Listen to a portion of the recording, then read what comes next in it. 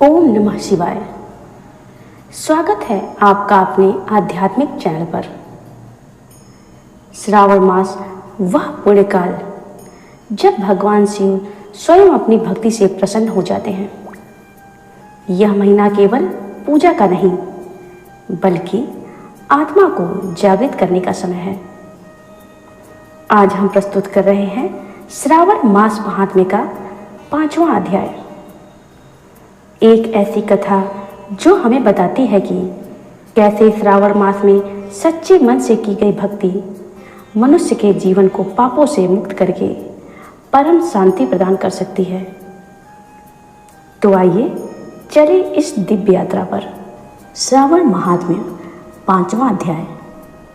श्रावण मास में किए जाने वाले विभिन्न व्रत अनुष्ठान और रविवार व्रत वर्णन में शुकर्मा द्विज की कथा। ईश्वर बोले, हे सनत कुमार, करोड़ पार्थिव लिंगों के महात्म्य तथा पुण्य का वर्णन नहीं किया जा सकता। जब मात्र एक लिंग का महात्म्य नहीं कहा जा सकता तो फिर करोड़ लिंगों के विषय में कहना ही क्या। मनुष्य को चाहिए कि करोड़ लिंग निर्माण की असमर्थता में 1 लाख लिंग बनाए या 1000 लिंग अथवा 100 लिंग ही बनाए। यहाँ तक कि एक लिंग बनाने से भी मेरी सानिध्य मिल जाती है। खड़गच्छर मंत्र से 16 उपचारों के द्वारा भक्तिपूर्ण मन से भगवान शिव की पूजा करनी चाहिए। ग्रह यज्ञ के साथ उद्यापन करना चाहिए। तदनंतर होम करना चाहिए और ब्राह्मणों को भोजन कराना चाहिए। हे सनत कुमार, इस अनुष्ठान को करने वाले की अकाल मृत्यु नहीं होगी। यह व्रत बाझपन को दूर करने वाला, सभी विपत्तियों का नाश करने वाला और सभी संपत्तियों की वृद्धि करने वाला है। मृत्यु के पश्चात वह मनुष्य कल्प पर्यंत मेरे समीप कैलाश पर वास करता है। जो मनुष्य श्रावण मास में पंचामृत से शिव जी का अभिषेक करता है, वह सदा पंचामृत का पान करने वाला, गोधन से संपन्न, अत्यंत मधुर भाषण करने वाला तथा त्रिपुर के शत्रु भगवान शिव को प्रिय होता है।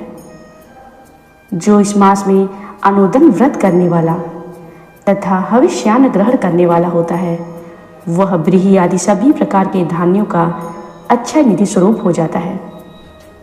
पत्तल पर भोजन करने वाला श्रेष्ठ मनुष्य सुवर्ण पात्र में भोजन करने वाला तथा शाक को त्याग करने से शाक करता हो। श्रावण मास में केवल भूमि पर सोने वाला कैलाश में निवास प्राप्त करता है। और इस मास में एक भी दिन प्रातः स्नान करने से मनुष्य को 1 वर्ष स्नान करने के फल का भागी कहा गया है। इस मास में जितेंद्रिय होने से मनुष्य को इंद्रिय बल प्राप्त होता है। इस मास में स्फटिक, पाषाण, मृत्तिका, मरकतमणि, पिष्ट, पीठी, धातु, चंदन, नवनीत आदि से निर्मित अथवा अन्य किसी भी शिवलिंग में, साथ ही किसी स्वयं आविर्भूत या स्वयं आविर्भूत न हुई लिंग में श्रेष्ठ पूजा करने वाला मनुष्य सैकड़ों ब्रह्म हत्या को भस्म कर डालता है। किसी तीर्थ क्षेत्र में सूर्य ग्रहण या चंद्र ग्रहण के अवसर पर 1 लाख जप से जो सिद्धि होती है, वह इस मास में 1 बार के जप से हो जाती है। अन्य समय में जो 1000 नमस्कार और प्रदक्षिणाएं की जाती हैं, उनका जो फल होता है वह इस मास में 1 बार करने से ही प्राप्त हो जाता है।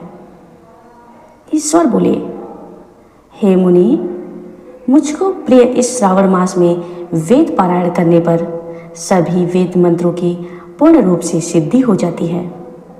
श्रद्धा युक्त होकर इस मास में 1000 बार पुरुष सूक्त का पाठ करना चाहिए अथवा कलयुग में उसका 4 4000 पाठ करना चाहिए अथवा वर्ण संख्या का 100 गुना पाठ करना चाहिए अथवा यदि यह करने में असमर्थ हो तो आलस्यहीन होकर मात्र 100 पाठ करना चाहिए।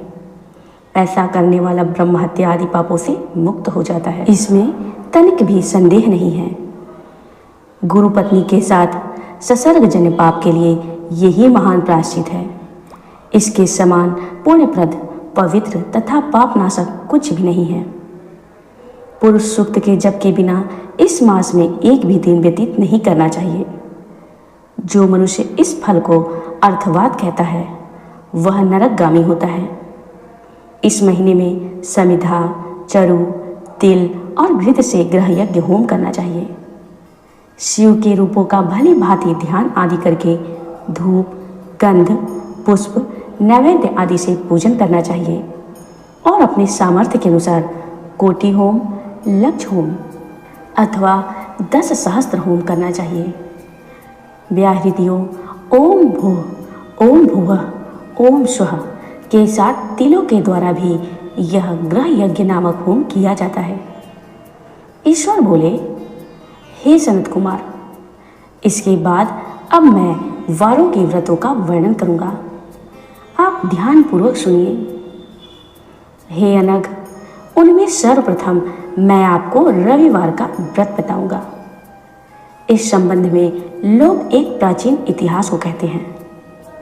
प्रतिष्ठानपुर में सुकर्मा नामक एक द्विज था। वह दरिद्र, कृपण तथा भिक्षावृत्ति में लगा रहता था। एक बार वह धान्य मांगने के लिए घूमते घूमते नगर में गया। उसने किसी गृहस्थ के घर में मिलकर रविवार का उत्तम व्रत करती हुई स्त्रियों को देखा। तब उसे देखकर वे स्त्रियां परस्पर कहने लगी कि इस पूजा विधि को शीघ्रतापूर्वक छिपा लो। इस पर वह विप्र उन स्त्रियों से बोला, हे श्रेष्ठ स्त्रियों, आप लोग इस व्रत को क्यों छिपा रही हैं? आप सभी दयालु स्त्रियां मुझ पर कृपा करके इसके विषय में बताएं। तीनों लोकों में परोपकार के समान कोई धर्म नहीं है। समान चित्त वाले सज्जनों के लिए परमार्थ ही स्वार्थ है। मैं दरिद्र तथा दुखी हूँ। इस श्रेष्ठ व्रत को सुनकर मैं भी इसे करूँगा। अतः आप लोग इस व्रत का विधान तथा फल अवश्य बताएं। स्त्रियां बोली, हे द्विज, इस व्रत के करने में आप उन्माद तथा प्रमाद करेंगे अथवा इसे भूल जाएंगे अथवा इसके प्रति अभक्ति या अनास्था रखने लगेंगे। अतः आपको यह व्रत कैसे बताऊं? उनकी यह बात सुनकर विपेंद्र ने यह वचन कहा, हे उत्तम व्रत वाली साध्वियों, मैं ज्ञानवान तथा भक्ति संपन्न हूँ।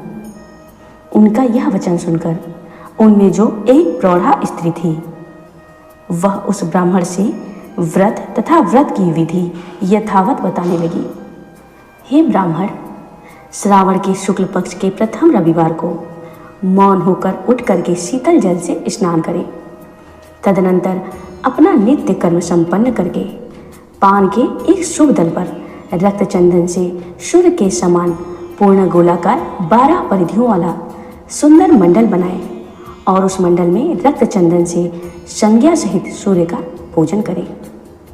तदनंतर घुटनों के बल भूमि पर झुककर 12 मंडल पर पृथक पृथक रक्त चंदन तथा जपा कुसुम से मिश्रित अर्घ्य श्रद्धा भक्तिपूर्वक सूर्य को विधिवत प्रदान करें और रक्त लाल अक्षत जपा कुसुम तथा अन्य उपचारों से पूजन करें।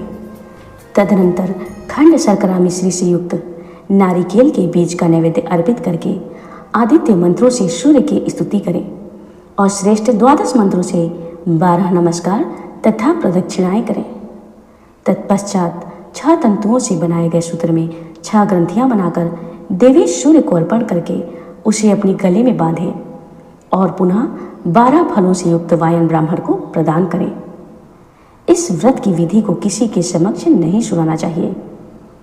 हे विप्र, इस विधि से व्रत के किए जाने पर धनहीन व्यक्ति धन प्राप्त करता है, पुत्रहीन पुत्र प्राप्त करता है, कोढ़ी कोढ़ से मुक्त हो जाता है, बंधन में पड़ा हुआ बंधन से छूट जाता है और रोगी रोग से रहित हो जाता है। हे विपेंद्र, अधिक कहने से क्या प्रयोजन?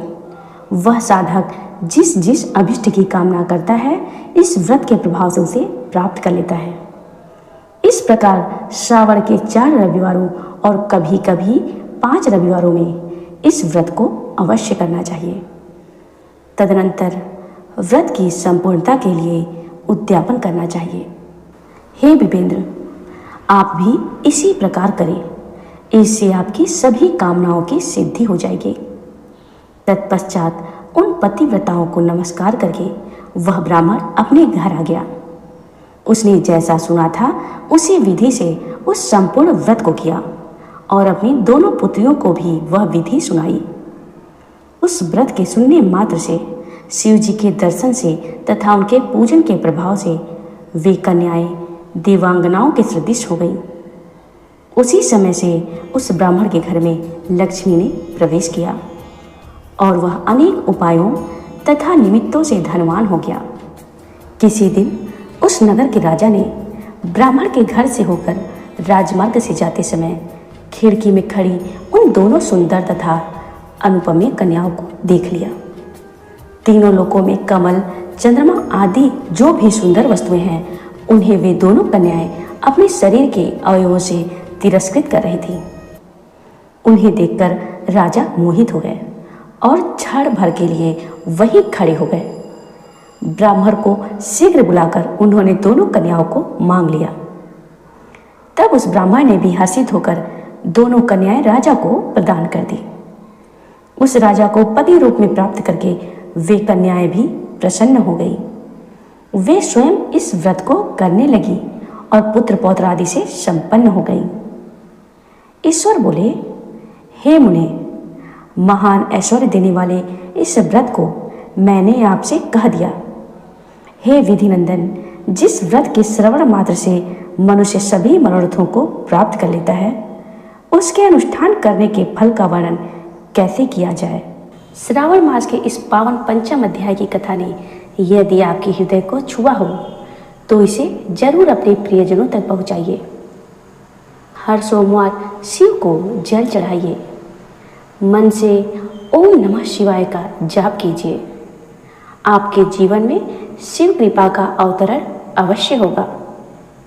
अगर वीडियो अच्छा लगा हो तो लाइक करें, कमेंट करें और चैनल को सब्सक्राइब करना न भूलें। आप सभी को श्रावण मास की मंगल कामनाएं। हर हर महादेव।